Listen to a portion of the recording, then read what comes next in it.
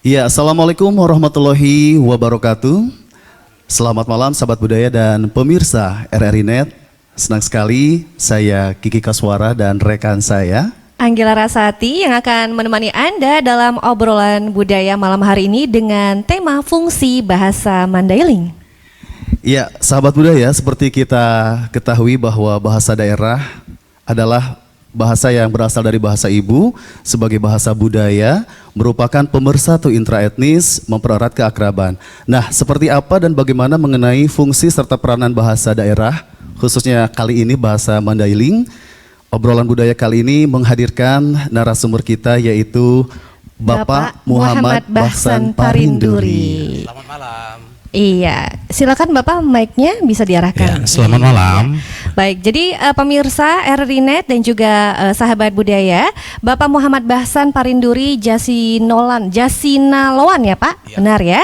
Dilahirkan di Tombang Bustak, Kuala Lumpur, Mandailing, Natal, 10 November 1964, lulusan SMA Kota Nopan di tahun 1985. Betul. Kemudian Fakultas Ilmu Budaya USU di tahun 1991, FKIP Unimed di tahun 2000 ya.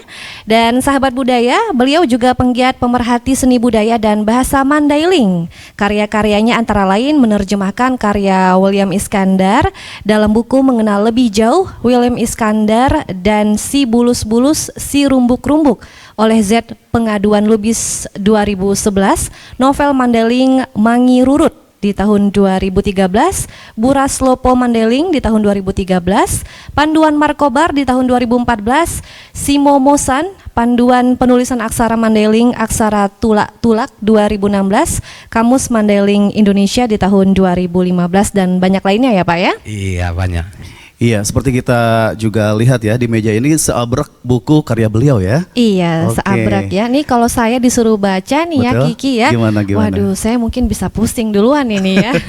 Saya belum menyapa Bapak ini ya kan. Iya, Pak silakan. Bahsan, panggilan akrabnya Pak Bahsan ya. Ya. Oke, terima kasih. Nih apa kabar nih Pak? Udah bisa hadir di sini, kami ucapkan terima kasih ya. Alhamdulillah sehat walafiat. Kamu juga kan? Iya dong, makanya bisa hadir di sini ya di Iya, acara di obrolan budaya RRI Iya. Net ya.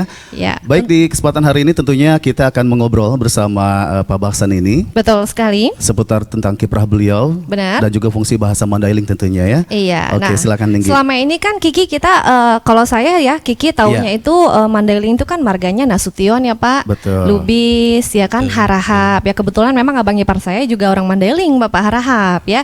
Nah, saya belum pernah mendengar beliau langsung berbahasa Mandailing. Nah, mungkin ini saya dapat informasinya akan langsung dari Bapak nih ya. Iya.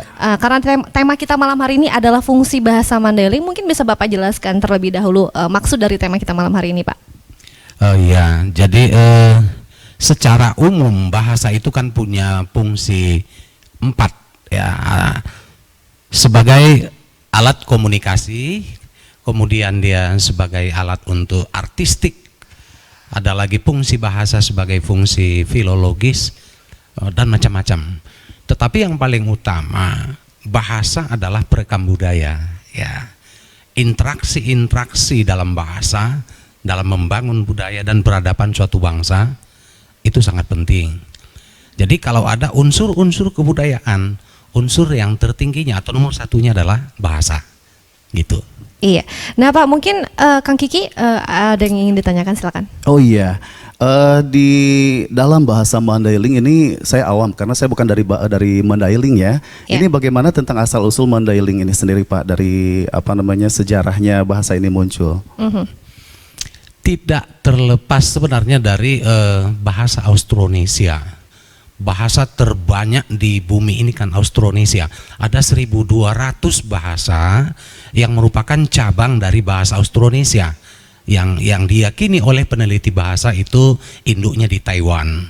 Salah satunya ya muncullah bahasa Mandailing. Itu semua keragaman. Austronesia itu artinya kepulauan. Jadi bahasa kepulauan. Bahasa yang paling banyak di dunia ragamnya itu bahasa Austronesia, termasuk ke Nusantara dan salah satunya Mandailing. Nah, mungkin jadi pertanyaan sahabat budaya dan juga pemirsa RRI Net malam hari ini ya. Ini siapa sih Pak sebenarnya yang pertama kali menuturkan bahasa Mandailing? Untuk penuturnya ini kita sudah tak terdeteksi lagi. Iya. Karena Mandailing itu sendiri sudah ada sebelum ya ribuan tahun sebelum tahun Masehi. Ya, pada masa manusia masih dalam tingkat ya teknologi yang pertama atau disebut di zaman nomaden atau megalitikum. Zaman megalitikum itu 2000 atau 3000 tahun sebelum lahirnya Nabi Isa.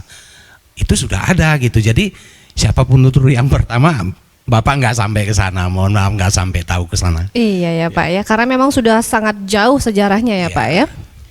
Iya, dan di Sumatera Utara ini kan Pak, beragam bahasa, ya, beragam budaya, bahkan suku di sini lebih dari 1 bahkan 8 ya, Iya. kalau tidak salah. Nah ini untuk bahasa Mandailing ini ya, ragam dari bahasa Mandailing itu apakah dialeknya daerah mana termasuk mana begitu Pak? Boleh dijelaskan? Ragam bahasa Mandailing kalau di Sumatera Utara itu memiliki ragam yang cukup besar ya, besar karena kawasan Mandailing itu sendiri ya pada masa prakolonial itu sampai dia dengan Kota Pinang ya, bahkan sampai dia ke negeri lama Labuhan Bilik, mempengaruhi ke bahasa Asahan, bahasa Melayu Asahan. Bahkan di Medan ini kalau kita lihat nanti daerah Glugur, daerah Delitua, daerah Medan Labuan ini terpengaruh dengan bahasa Mandailing, ya terpengaruh dengan bahasa Mandailing.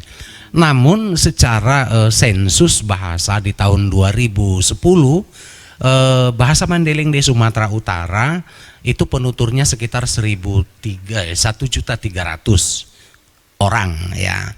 Sedangkan di Malaysia ada sekitar 700.000 orang penutur bahasa Mandailing ya. Ternyata sampai juga ke Malaysia ya. Iya ya, berarti, jauh ya. berarti tidak hanya daerah Mandailing atau Tapsel saja ya Pak ya? Iya. Oke. Kebetulan berhubungan dengan masa dulu apa namanya ya, serangan dari Imam Bonjol atau lebih terkenal dengan Tuan Gurao ke Mandailing.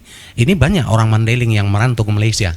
Jadi kalau di Ipoh itu orang sama sekali berbahasa Mandailing, bukan ya, satu kampung itu berbahasa Di Mandailing. Ipoh Malaysia Iya. ya Pak. Iya, bahkan Itu yang berbahasa saya Mandailing. baca dan juga dengar ternyata di Malaysia juga ada Gordang Sambilan. Betul. Itu pasti aslinya dari Mandailing ya, Iya, daerah berarti sini. lama kelamaan udah nggak bahasa Melayu lagi ya, bisa jadi nanti jadi bahasa Mandailing ya. Iya. Iya, nampaknya perbincangan kita semakin Iya. menarik ya Anggi ya. Iya. Oke. Nah, Pak bahasan ini juga menjadi pertanyaan saya, Pak. Untuk bahasa Mandailing ini, apakah sama dialeknya dengan bahasa Batak seperti Batak Toba, Batak Karo? Nah, ini kan Mandailing katanya Mandailing ya, Pak ya. Iya. Nah, itu Karena ada sebagian juga yang merasa bahwa Mandailing bukan Batak. iya. Nah, ini seperti apa nih Pak? Bukan berarti kita kesukuan ya, hanya Iya. ingin menjelaskan bahwa sebenarnya bahasa Mandailing ini ada kemiripan dengan yang lain nggak, gitu ya? Atau memiliki dialek tersendiri Iya. ya? Kalau kemiripan pasti ada, dan induknya semua ini Austronesia, itu tidak terlepas.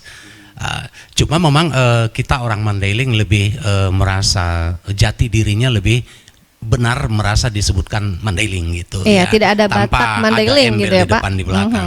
Dan untuk itu kalau ke Toba sangat dekat, ke bahasa Karo dekat, ke bahasa Pakpak dekat. Dia rumpun Melayu yang disebut oleh Belanda dulu itu dekat, dan paling dekat itu ke Angkola. Cuma perbedaannya itu semakin kita menjauh dari ibu kota itu semakin lembut. Ya, jadi kalau dari masih Simalungun dengan Toba itu kasar. Ya. Kalau Mandailing itu yang paling lembut. Ibaratnya kalau di Jawa itu seperti bahasa Sunda. lembut pengucapannya atau lembut kata-katanya atau seperti apa? Atau Pak? intonasinya? Intonasi dan Intonasi. pengucapannya. Pengucapannya Oke. ya.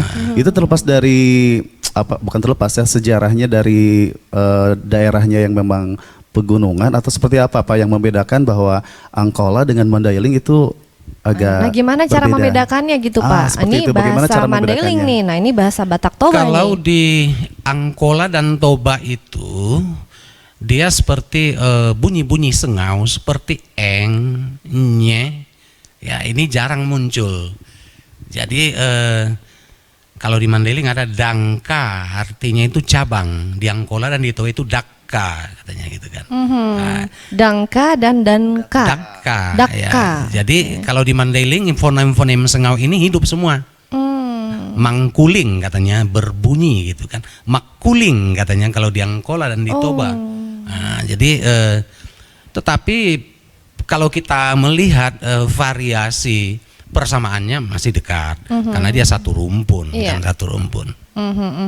Ya, baik, untuk pemirsa RRI Net dan juga sahabat budaya, nanti kita akan lanjutkan kembali ya obrolan budaya RRI Medan malam hari ini. Tetap bersama saya Anggila Rasati dan rekan saya.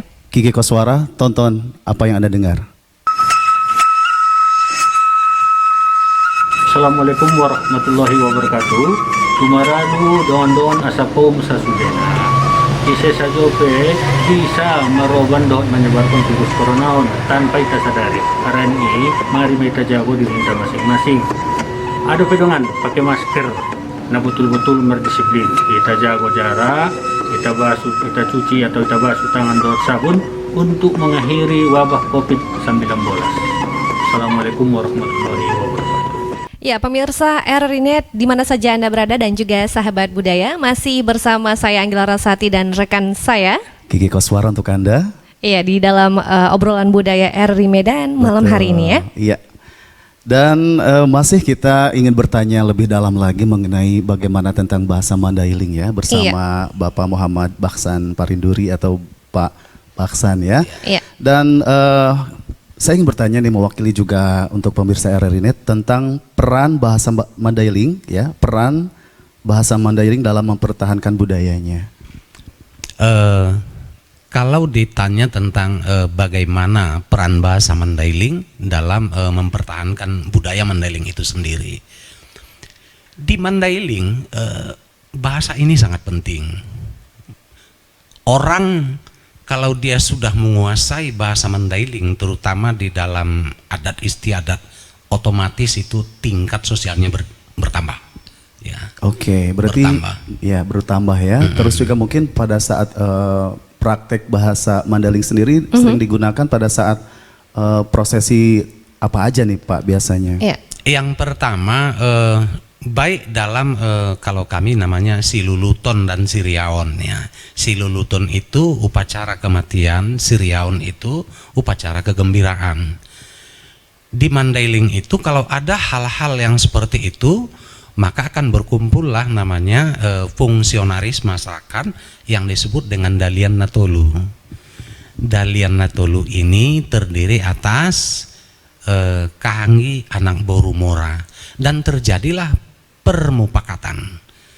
Di permupakatan itu muncullah dialek atau pidato budaya yang memang menggunakan bahasa dalam bentuk yang berbeda dengan bahasa komunikasi sehari-hari. Nah, kita jadi penasaran nih. Iya. Bagaimana contoh bahasa Mandailing di masyarakat nih Pak? Seperti apa begitu Pak penggunaan bahasa Mandailing di masyarakat, mungkin terkhusus di Sumatera Utara begitu ya? Betul.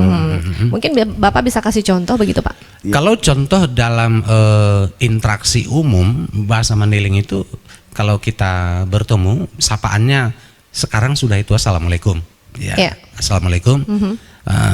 Biado, kan? Biado itu apa kabar? Oke. Ya, umumnya. Biado gitu. Pengucapannya begitu Pak Ya, kira-kira. Biado. Nanti kalau di etnis lain tuh biado gitu kan. Oh, Itu gitu. bukan Mandailing. Oh. Lebih Itu tegas, ya. bukan Mandailing ya. Oke, Biado. seperti yang saya contohkan tadi ya Pak ya. Ya. Iras damu katanya. Kamu sehat? Iras. Ya. Iras damu gitu. Iras. Nah, kalau misalnya pada saat kita bertemu dengan orang yang baru bertemu nih, salam khasnya dari Mandailing ini seperti apa nih Pak? Karena kan Sumatera Utara ini identik pasti dengan horas. Horas. Ah, Sama Horas juga. sama ya. Sama-sama Horas. Tapi ya. lebih lembut. Kalau Lebih mungkin lembut. Batak Toba Horas, Ya. kalau Mandailing Horas. Ya. Gitu kira-kira Pak. Ya. Oke. Cuma kan Ya. kata Horas ini kan memang kata seru. Iya. Jadi dia memang Horas tetap juga seperti itu. Iya, Ya. iya. Iya, boleh dijelaskan juga Pak sedikit tentang filosofi horas itu. Horas itu sebenarnya adalah ucapan ras itu bersama kita kesehatan. Oke. Jadi sebenarnya tidak jauh beda dengan Assalamualaikum itu. Iya. Cuman penggunaannya untuk masyarakat lama Mandailing ya. Ada di Mandailing, ada di Toba. Etnis di Batak Toba ya, ada di Angkola juga ada pakai ya. oras ini ya kan, Karena Cikalungun, ya. karena serumpun itu Serumpun. Iya, ya. serumpun Se-Sumatera Austronesia Utara. tadi itu Iya. ya Pak ya, bahasanya memang sudah banyak etnis yang menggunakan, rata-rata etnis Batak menggunakan bahasa Austronesia ini tadi ya, dari Betul. rumpun Austronesia ini. Ya, Pak, untuk bahasa Mandailing ini sendiri begitu Pak, perannya tadi sudah kita bahas. Nah, fungsinya ini bagaimana Pak? Fungsi bahasa Mandailing dalam lisan. Fungsi dalam tradisi lisan itu ini sangat banyak ya. Jadi saya sebenarnya udah buat bukunya itu, udah buat bukunya tentang tradisi lisan Mandailing yang memang mencatatkan tentang budaya-budaya Mandailing itu sendiri ya. Nah, jadi di dalam contoh ini filosofi Mandailing ini ya. Ini ada buku filosofi Mandailing ini menggunakan kata-kata dan kalimat-kalimat, kalau dalam bahasa Mandailing disebut ataandung ya. Dia memiliki kelompok bahasa yang lebih tinggi dibandingkan dengan komunikasi yang sehari-hari. Oke. Kalau dalam komunikasi sehari-hari itu yang digunakan kata-kata biasa, atasomal namanya. Bahasa Mandailing ini sendiri ada 7 ragamnya. Nah, 7 ragamnya. Jadi kita berbicara seperti ini itu bahasa biasa. Tetapi kalau kita berbicara dengan orang yang dihormati, umpamanya orang tua kita atau raja, itu berbeda kata-kata yang digunakan. Oh, ada grammarnya juga ternyata ya. Maksudnya tingkatan bahasanya untuk ke sebaya dan juga kepada yang lebih tua atau yang dihormati juga berbeda ya Pak? Iya, dan termasuk yang untuk memaki tidak digunakan kata-kata yang umum. Ada kata-kata khusus untuk memaki. Untuk yang Ada kata-kata khusus untuk memaki ya Pak ya. Jadi dia disajikan lebih apa ya, terarah begitu ya. Iya, karena kalau bahasa yang saya tahu ya, ini kalau bahasa Indonesia mungkin kalau makan ya makan. Pada saat kita menggunakan atau yang memakai bahasa Mandailing, ternyata untuk orang tua juga pasti berbeda ya untuk penggunaannya. Jadi tadi kembali kepada Kiki bilang kata makan ya. Kata makan kalau di Mandailing itu mangan. Itu yang sehari-hari. Itu yang bahasa yang Manganjolo itu betul tuh Pak? Mangan jolo itu makan dulu berarti. Makan dulu. Makan dulu gitu kan. Jadi kalau mangan, ketika berbicara di adat ini bukan makan, mangan lagi namanya. Dia sudah dikatakan kalau adatnya itu seperti di perhelatan adat digunakan di situ kata marsilamoton. Marsilamoton. Itu makan juga Pak? Makan artinya. Tapi lebih resmi mungkin Pak ya? Bukan resminya, dia itu berarti itu dalam tatanan adat. Tatanan adat. Umpamanya ada sidang adat raja-raja, ya, upacara pernikahan sidang adat raja-raja, itu nggak kata mangan lagi, sudah marsilamoton. Ketika di hutan, ya, sedang bekerja di hutan itu katanya marpanyongon. Marpanyongon. Ya, marpanyongon. Itu artinya makan juga makan Pak? juga. Untuk suasana di hutan. Oke. Jadi lebih ke nuansa alamnya ya. Iya, berarti kalau kayak yang mangan itu mungkin lebih kepada sehari-hari yang kita memang kalau ngobrol sama teman gitu ya Pak ya. Jadi kalau contoh kalau dia marah melihat seseorang makan terus mandilat saja katakan. Mandilat itu makan juga tapi untuk yang kasarnya. Oh, gitu. Kalau saya contohkan di bahasa Jawa mangan juga itu ya. Iya, makan. Tapi kalau juga. mbadok katanya. Orang Jawa mengatakan mbadok itu kasar gitu. Iya. Dan ternyata tata bahasa ini tidak hanya berlaku bagi bahasa daerah lain ya. Mandailing juga rupanya memang ada tatanannya ya. Iya, ada tingkatan bahasa. Tingkatannya bahasa, gitu betul. ya. Sama kayak bahasa Inggris juga begitu kan, dia berbeda. Nanti untuk kalimat, untuk kata-kata yang ini ada yang pengucapan yang lain begitu, sama juga dengan bahasa Mandailing seperti itu. Nah, ini kalau di-compare dengan Angkola nih. Ketika orang Angkola bertemu dengan Mandailing, apakah ada sesuatu yang harus berbeda arti atau memang bisa juga mereka nyambung begitu? Karena memang satu rumpun masih ya Pak ya. Khusus tentang Angkola, saya ya mohon maaf kepada pemirsa kalau secara ilmu yang saya pelajari sebenarnya bahasa Angkola itu bahasa Mandailing ya. Cuma kita tidak membahas itu. Kalau kita baca bukunya Van der Tuk. Ya, Van der Tuk ini peneliti bahasa sarjana bahasa yang paling banyak meneliti bahasa di seluruh Nusantara. Beliau mengatakan bahwa bahasa Mandailing itu terbagi dua, bahasa Mandailing Utara dan Selatan. Bahasa Mandailing Utara itu bahasa Angkola, bahasa Mandailing Selatan itu bahasa Mandailing. Pendapatnya Van der Tuk, bukan pendapat saya. Iya. Jadi seperti yang bilang Kiki, 80% itu sama. Orang Angkola dengan Mandailing itu mungkin hanya beberapa kosakata yang berbeda dan dialek ataupun intonasinya lebih tinggi. Iya. Jadi nanti kalau misalnya saya ditanya sama orang Mandailing gitu kan, ditanya mau kemana gitu, Manganjolo gitu. Oh bukan. Kalau mau kemana? Bukan ya. Salah Bukan. Salah gitu juga. Dia. Gitu dia.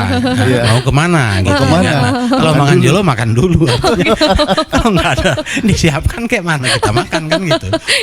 Jadi tanya kemana, jawabannya makan. Makan aja gitu ya. Oke.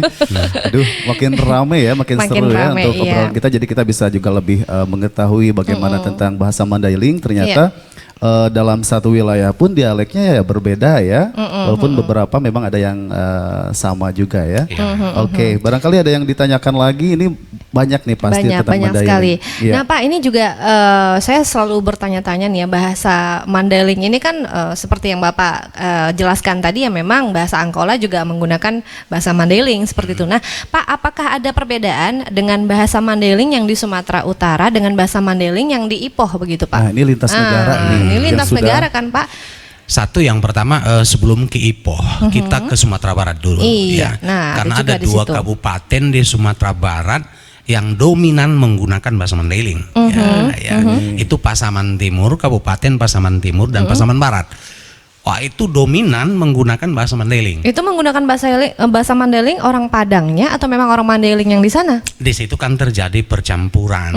Sebelum dulu kemerdekaan, Pasaman Timur, Pasaman Barat itu bagian dari residen Mandailing. Tapi kita nggak membahas sejarahnya. Setelah merdeka itu dimasukkan ke Sumatera Barat. Di dalam perhelatan adat maka di situ ada 3 bahasa. Dan masyarakat Pasaman Timur, Pasaman Barat ini ahli 3 bahasa, yaitu bahasa Mandailing, bahasa Minang dan bahasa Indonesia. Kalau pesta umpamanya ya Kiki mengambil Boru Mandailing, maka digunakan bahasa Mandailing. Kalau Anggi yang dari Minangkabau, di rumahnya pestanya digunakan bahasa Minangkabau. Kalau nanti tidak ada kesepakatan pakai bahasa Indonesia, itu yang terjadi di Pasaman Timur, Pasaman Barat. Jadi kalau merunut dari obrolan dari Bapak yang dikatakan ya, bahwa Mandailing ini menganut sistem patrilineal ya. Jadi sama, dari garis ayah. Sama. Kalau Minang justru dari garis ibu seperti yang dibicarakan. Lalu ke Ipoh, kalau ke Ipoh itu sudah terjadi perbedaan sedikit. Perbedaannya di mana? Karena Ipoh sebagai tempat perantauan, dia tetap mempertahankan bahasa yang dia bawa dahulu. Sementara di Mandailing dalam percaturan budaya, Mandailing ini kan tiap hari dilalui orang dari ujung Sumatera ke ujung Jawa. Jadi percampuran budaya, contohnya dengan adanya bus ALS. Nah, di sana kan bus ALS terkenal di Mandailing ini. Mohon maaf, dia membawa orang kemana-mana dan lewat di Mandailing ini hampir seluruh Mandailing dia lewati nih. Nah, jadi terjadi percampuran budaya.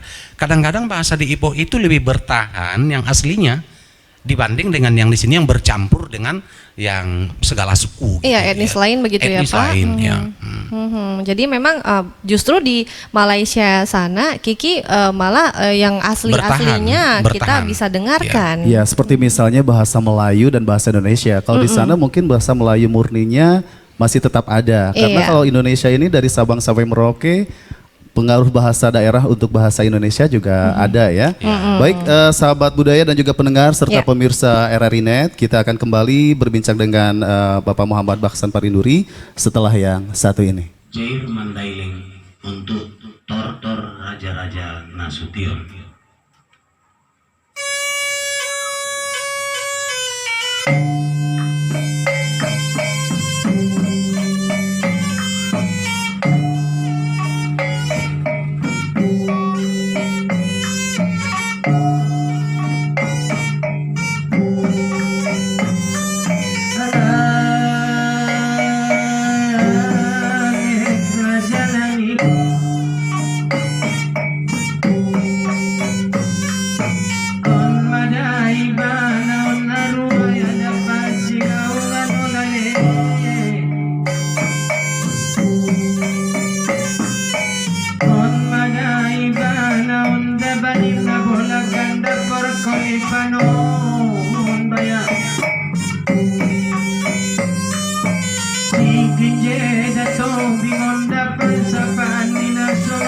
donale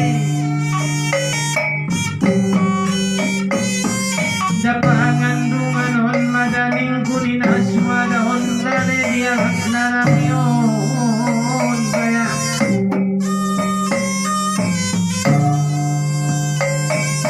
matuan damar karatan madong punta sutan dia rudi panyabungan tong atau naonale Ramana korkoning kubaya di raja-raja nasution di mandai linggo dangunale baya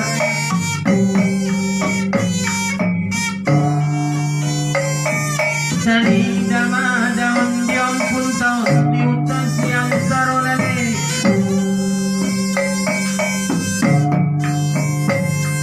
Lopus doon ning kubaya tupidon dolokon somoni doon tupunong tuwaonale Di madaning kubaya tumagaon lopus doon gaya tumwara parlampungan o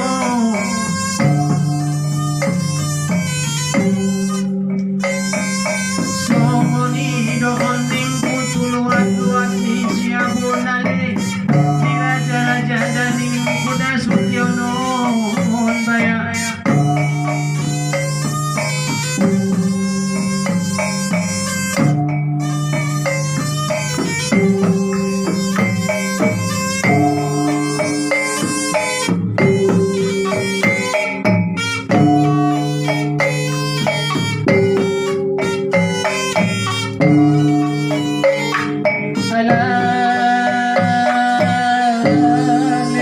Raja nani namar tua namar karasan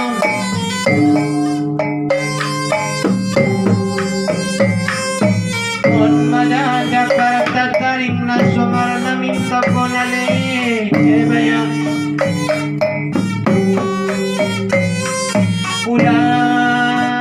Ulan talu di peng-pengon raja nami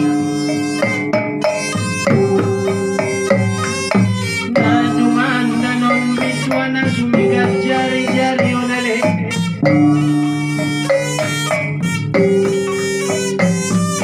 Dapat daya adat ugari yung punta na rogyo onale di sumaga olimo kaya On raja-raja ni mandailing dapat sabadak wanong na onale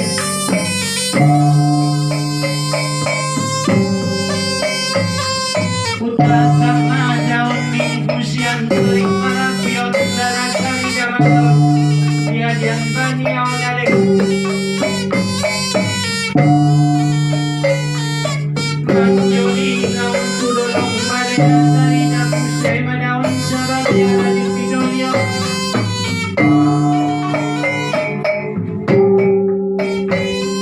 Somoni do daun rasi tusok di sibang empat partikal yang tanah rogi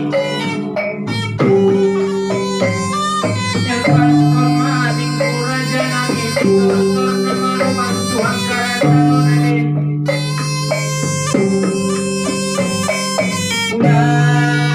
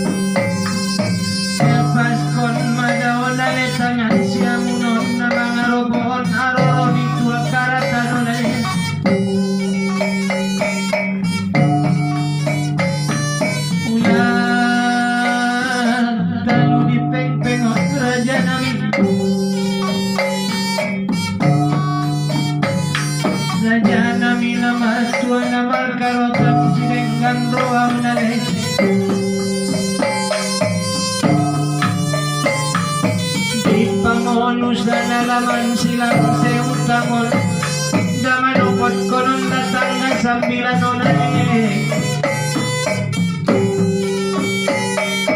di tonggol siya nanabeon tonggol silipan-lipanon di kumada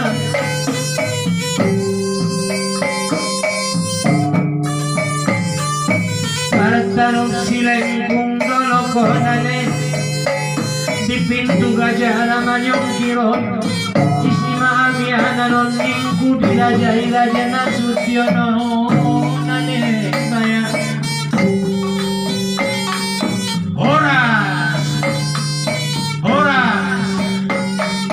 Horas ton di maningin bir ton di matubu sayur matua bulong. Terima kasih sahabat budaya dan juga pemirsa RRI Net seluruh Indonesia. Anda masih bersama kami dalam obrolan budaya RRI Medan. Jadi kita sudah bersama-sama menyaksikan video tortor atau Jair Mandailing, betul ya Bapak? Iya. Koreksi jika saya salah begitu. Nah ini mungkin bisa diceritakan mengenai video ini tuh tentang apa sebenarnya Pak? Jair ini adalah senandung pengiring tortor.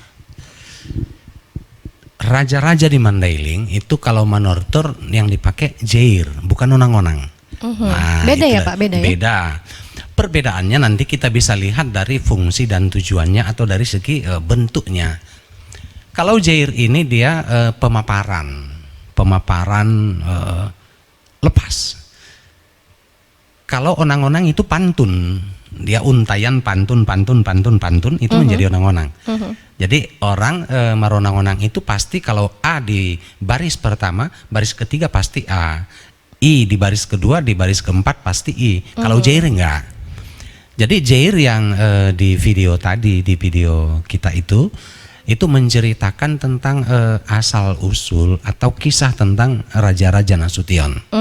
Begitu. Iya, beda dengan pantun-pantun anak-anak generasi micin ya. Kalau pantun anak generasi micin begini bunyinya, jalan-jalan ke Brastagi. Kok nggak pulang-pulang? Tapi kalau onang-onang ya, pantunnya Melayu itu beda, terkonsep. Dan ternyata selama ini saya salah kaprah nih ya kan.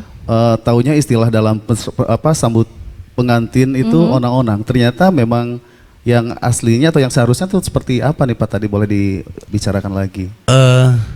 Ini kan masalahnya degradasi budaya. Penutur jair ini semakin sedikit. Ini kan bagian dari tuturan lisan ya. Banyak memang di Mandailing ini tradisi lisan ini yang mengalami degradasi karena penutur bahasanya yang seperti kita ceritakan tadi itu tingkat bahasa tinggi tidak dikuasai lagi. Jadi andainya pun dia bisa menjair tanpa menguasai ya khasanah kosakata bahasa yang tinggi itu nggak bisa. Iya, jadi kalau zaman dulu mungkin karena bertutur lisan ya, dari orang tua ke anak, dan mengalami perkembangan bahasa Mandailing itu sendiri ya. Iya. Dan ini biasanya melalui media seperti apa nih Pak supaya bahasa Mandailing juga bisa dikenal oleh masyarakat? Sebenarnya ada pembelajaran untuk di daerah Kabupaten Mandailing Natal ada pembelajaran bahasa Mandailing di sekolah. Tetapi yang sekarang itu yang bisa dipertahankan itu hanya bahasa Mandailing tingkat biasa, interaksi biasa saja.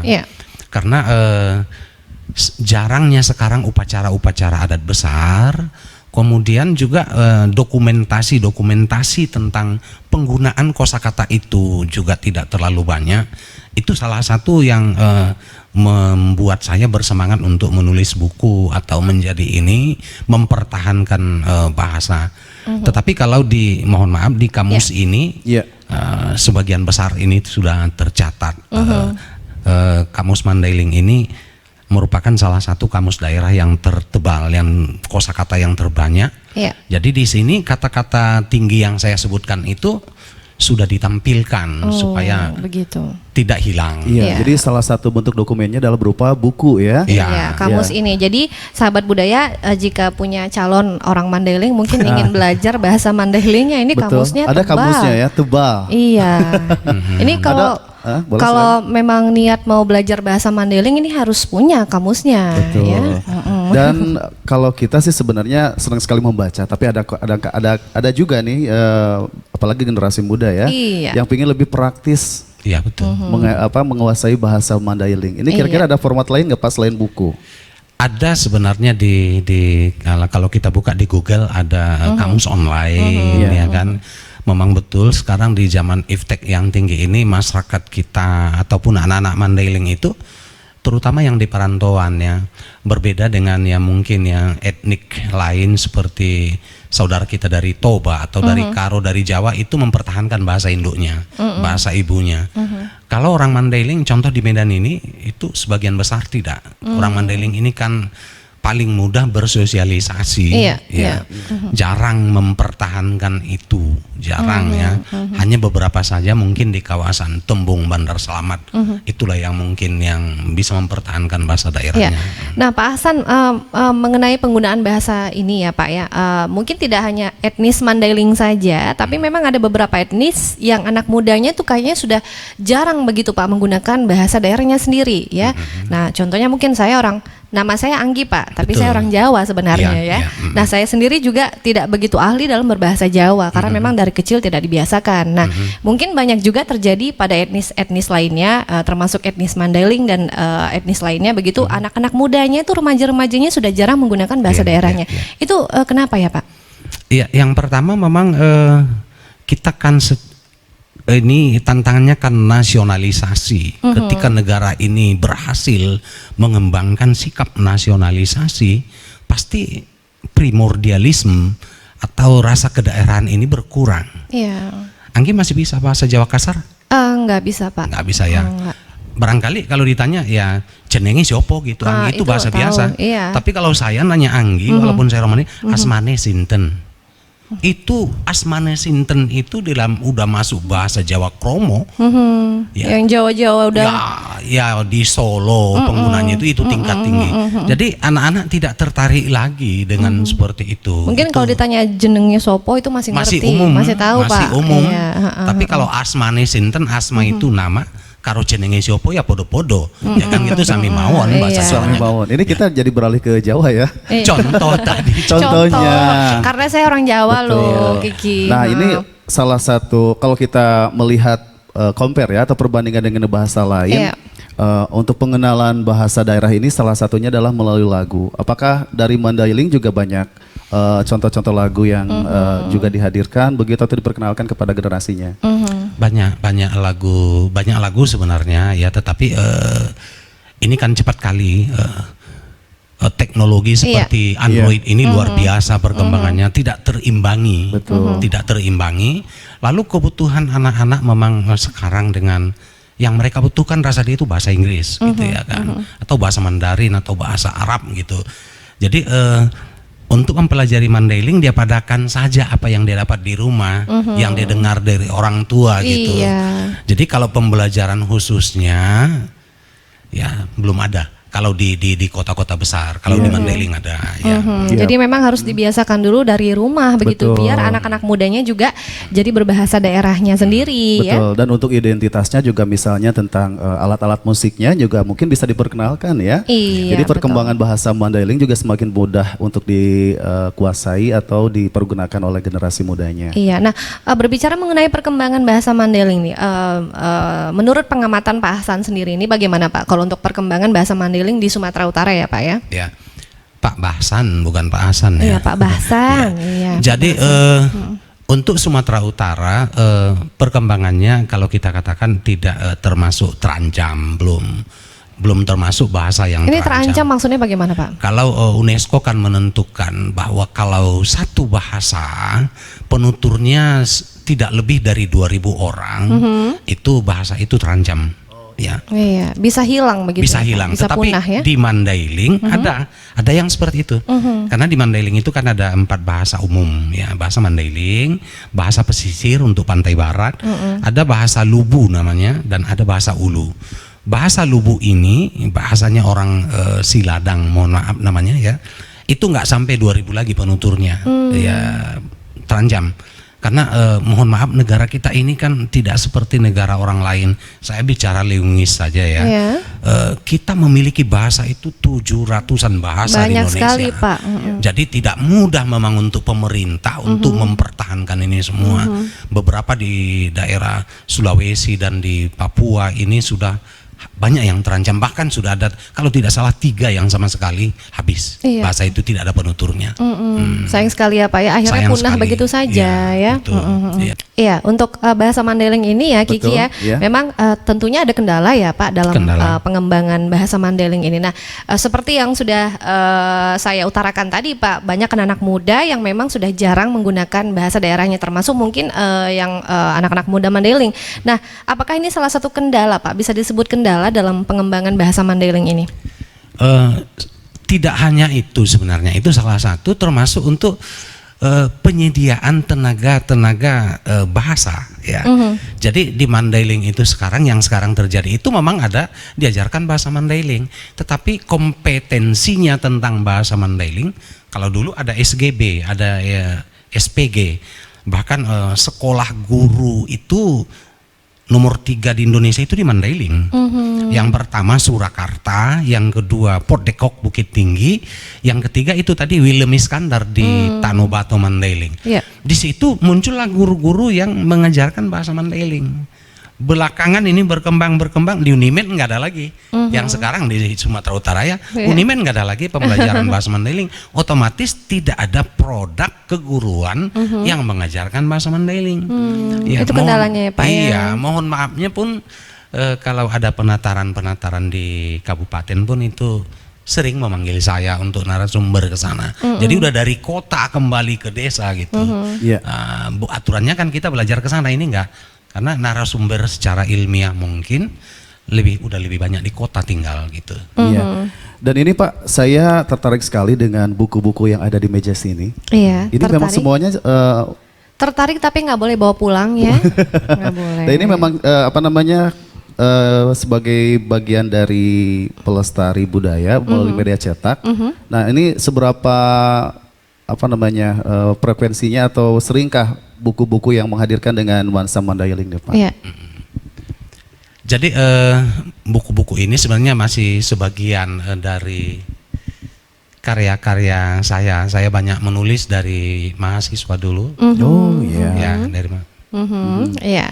Banyak penulis dari sejak mahasiswa dulu ya Pak ya. Iya. Dan ketika awal mau kuliah di Fakultas Budaya di USU, saya memang dulu bercita-cita sebelum saya menutup mata saya siapkan buku 10 untuk Mandailing. Aduh Bapak jangan cerita menutup mata Bapak. Saya belum apa-apa sudah sedih Bapak.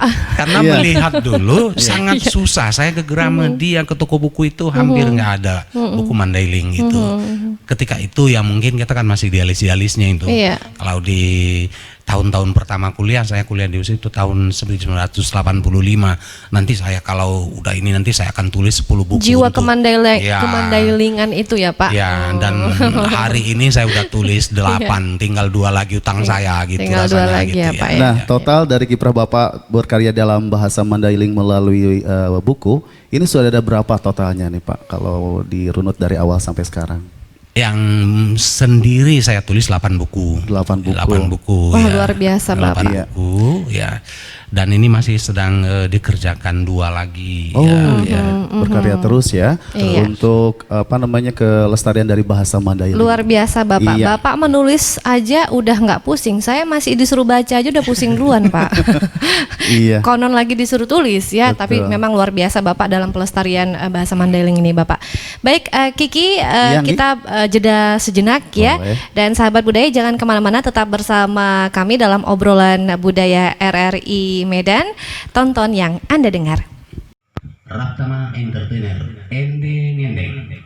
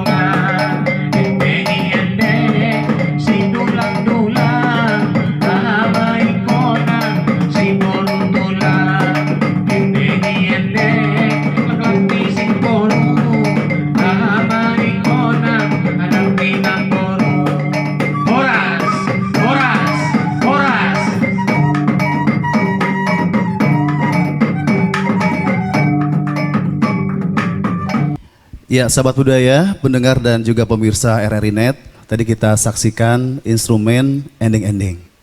Nah, ini seperti apa dan bagaimana nih Pak Iya. tarian atau instrumen ini?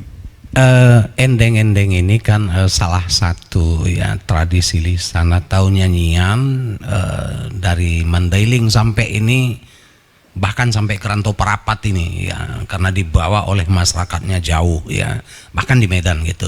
Ini sebenarnya awalnya itu tarian untuk anak muda ya, Dikhususkan untuk anak muda, Pak. anak muda awalnya.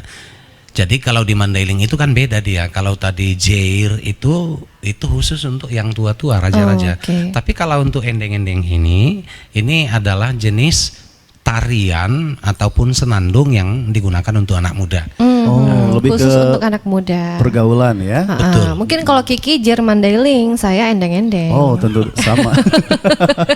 Jer ya, oke. Iya, artinya Pak memang endeng-endeng ini banyak memang dikhususkan untuk anak muda begitu. Ya. Nah itu ceritanya tentang apa Pak? Ini pemuda-pemuda yang seperti apa nih yang akhirnya membawakan endeng-endeng ini tadi? Ya, makanya dari isinya pun bentuk pantun yang digunakan untuk endeng-endeng ini banyak tentang ya romantisme, ya, banyak tentang cinta, Mungkin dalam kegagalan cinta. pencarian jodoh ya.